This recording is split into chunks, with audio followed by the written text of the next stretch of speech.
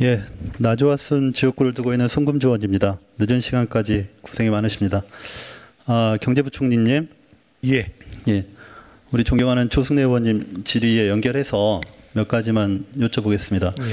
지금 2, 4분기 가계 동향 조사 결과 때문에 그러니까 그 결과를 읽는 방식에 따라 굉장히 좀 논의가 많이 되지 않습니까? 네, 네. 근데 이제 제가 두 가지 정도만 확인을 구하고 싶습니다. 그러니까 정부에서 해석하고 있는 부분에 대해서 저는 어쨌든 긍정적인 효과가 많이 나타나고 있다고 생각을 하는데 그러니까 5분위 소득에 대해서 중산층, 우리가 중산층이라고 하면 2부터 4분위까지를 말하는 거잖아요. 네. 그럼 2, 4분위 소득 비율이 실질적으로 보면은 2008년 금융위기 당시보다도 낮은 수준이라고 보이거든요. 이거는 어떻게 이 수치를 읽어야 되는 겁니까?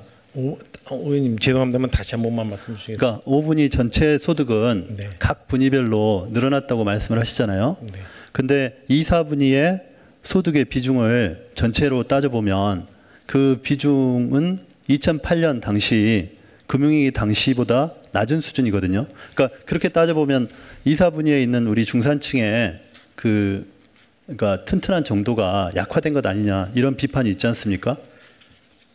이 부분에 대해서는 어떻게 생각하세요? 예, 제가 사실 의원님 아까 2, 3, 4분위의 소득 말씀드린 거는 탄탄하게 좀 됐다는 거는 1분위보다는 2분위, 2분위보다는 3분위에서 3분위가 사실 소득 증가율이 제일 높았고요. 네. 그 다음이 2분위와 4분위였고 그 다음에 5분위와 1분위였기 때문에 네. 소득 증가율이라는 기준으로 비교해 보면 가운데가 가장 소득 증가율이 높은 것이 가장 바람직한 그러니까 그 양적인 측면 말고 네. 비중의 측면에서 봤을 때 네.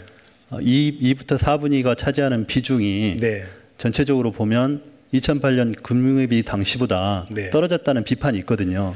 이 부분에 대해서 부총리의 입장을 듣고 싶은 거죠. 지금 그 금융위기 당시의 비중하고 제가 지금 동일한 기준의 수치를 안 갖고 있어가지고요.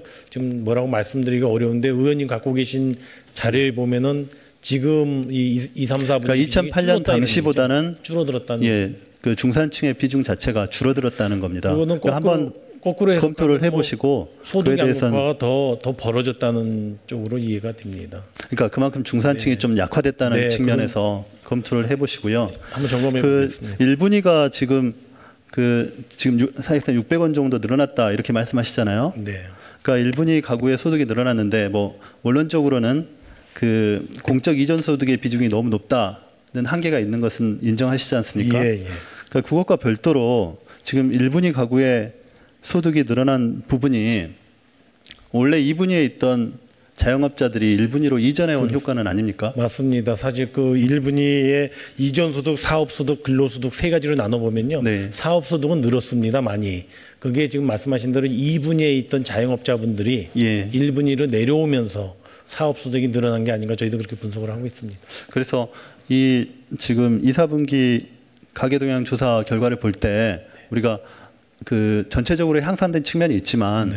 이 중산층에 대한 지원 방향 그리고 2분위에서 1분위기로 추락한 떨어진 자영업자들에 대한 구제 방안을 좀 더 검토를 해주시라는 얘기입니다. 예, 저희도 그렇게 해주십시오. 유념해서 대책을 세우겠습니다. 예. 네. 그 ABB 관련해서 네. 제가 부총님께 잠깐 질의 드리겠습니다. 그 부총님 그 ABB의 목적이라는 게 예측 불가능성, 시급성, 불가피성, 보충성 이런 거죠. 네, 그렇습니다. 근데 그 작년에 보면 고용 위기 지역, 산업 위기 대응 특별 지역에 지정된 지역에 대한 지원을 위해서 추경을 통해서 그 산정을 할 때 목적 ABB 지출 규정을 추가해서 그 98억 9,100만 원 정도 산정을 했는데 실제 집행된 건 5억 9천만 원 정도밖에 집행이 안 됐죠. 예. 그래서 나머지는 모두 2월 되게 됐는데 물론 이 ABB 집행이 제대로 안 된 부분을 제가 지적하는 부분도 있지만 그 작년에 농림 사업과 관련해서 과수화산병으로 인해서 농촌에서 극심한 피해가 있었습니다. 네, 네. 그리고 당시 그 손실보상금으로 지출된 금액이 211억 8,200만 원에 달하는데 그때 본 예산에 편성된 것이 25억밖에 안 돼가지고 농림부 측에서 기재부에 이걸 목적 ABB로 배정을 해서 정리를 하자 이렇게 요청을 했었던 적이 있습니다. 맞습니까? 그때 기재부에서 이 부분에 대해서 거부를 해가지고 그 부처 예산 이 전용 예산으로 처리를 했죠. 예, 제가 그거는 지금 확인을 못 하겠습니다. 아, 그래요? 죄송합니다. 농림부 장관님 그때 차관으로 계셨으니까 말씀해 보십시오.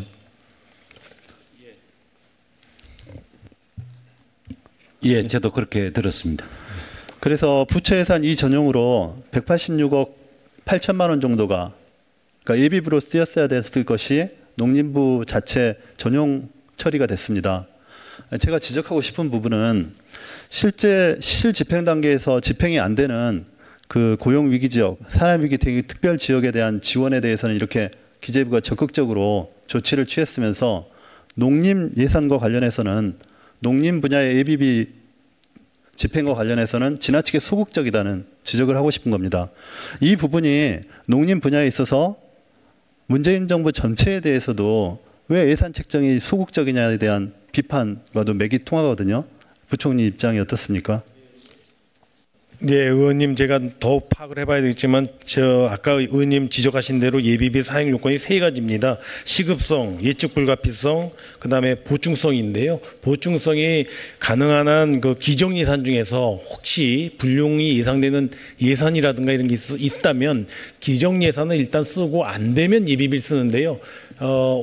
아마 제가 보기에 농림부 쪽에 그와 같은 기정 예산을 돌려 쓸 수 있는 이전용 재원이 있어서 그랬지 않았는가 싶고요. 일부러 농업 분야이기 때문에 예비비를 안 주지는 않았을 걸로 아니, 생각이. 농림부 예산이 가장 전체 포션에서 작단 말이에요. 거기서 186억 8천만 원이 전용 처리되는 겁니다.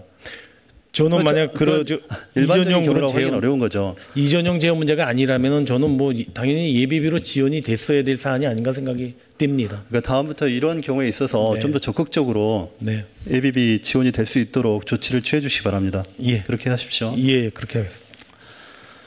자, 금융위원장님.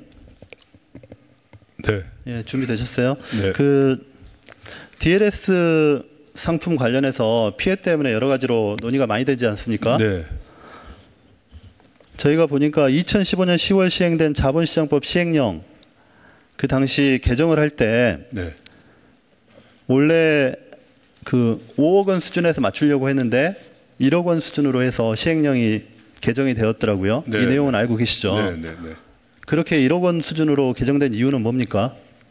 제가 그때 상황을 정확하게 모르겠습니다만 이제 5억 원으로 하면 너무 투자 여력이 충분한 사람, 전문 투자자들한테만 가능할 수가 있으니까 그런 것을 조금 좀 완화하자는 그런 취지에서 된 것 아닌가 생각하고 있습니다. 그러니까 지금 파생결합 상품의 범위를 좀 완화시킨 거잖아요. 네, 네, 네. 그러니까 제가 완화시킨 것 자체에 대해서 책임을 묻겠다는 건 아니고 네. 어쨌든 이 부분에 있어서는 DLS가 됐던 ELS가 됐던 투자자가 적극적으로 투자 내용을 확인하고 투자했을 거라는 걸 전제로 하는 거 아니겠습니까? 네, 네, 그렇습니다. 그래서 우리 사회가 지나치게 원정적으로 이 부분을 볼 건 아닌데 제도적으로 봤을 때 이 상품 자체가 말이에요. 100% 손실이 날 수 있는 여지가 있는 상품으로 설계가 됐다는 것이 문제 아니겠습니까? 사실 상품 자체는 뭐 여러 가지 구조로 설계할 수 있는데 그런데 원금의 100%가 손실될 수 있는 가능성이 있는 상품이란 말이에요. 물론 하이 리스크 하이 리턴이라 하더라도. 예. 그런데 뭐 사실 우리가 증권 투자 상품 같은 것도 원칙적으로 이론적으로 보면 뭐 거의 100% 가까이도 손실이 나려면 날 수는 있습니다. 어느 하루에. 그러니까 이제 파생 상품하고 증권도 동일한 거다. 예. 이렇게 보면은 특별히 할 말이 없는데. 네. 근데 이제 금융 상품을 접근하는 방식에 있어서 제가 건의드리는 바는 원금의 100%까지 손실이 나는 상품이 설계되는 것은 지나치다. 네. 특히 우리 투자 감정상 아무리 개인 투자자에게 책임을 묻더라도 그렇기 때문에 50% 이상의 손실이 날 여지가 있다고 하면 그 부분에 대해서는 규제 당국의 관리가 들어가야 되는 것 아니냐. 아니면 그 손실에 대해서 그 50% 이상 손실이 나는 부분에 대해서 어떤 대안적인 옵션이 마련돼 있어야 되는 것 아니냐 이런 생각을 하는 겁니다.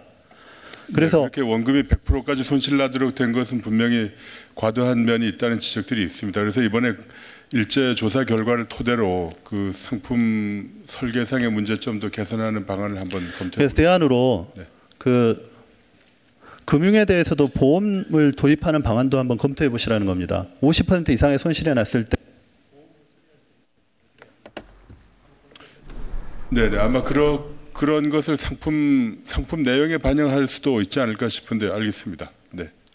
예, 수고하셨습니다. 다음은 존경하는 이철희 위원님 질의해 주시기 바랍니다.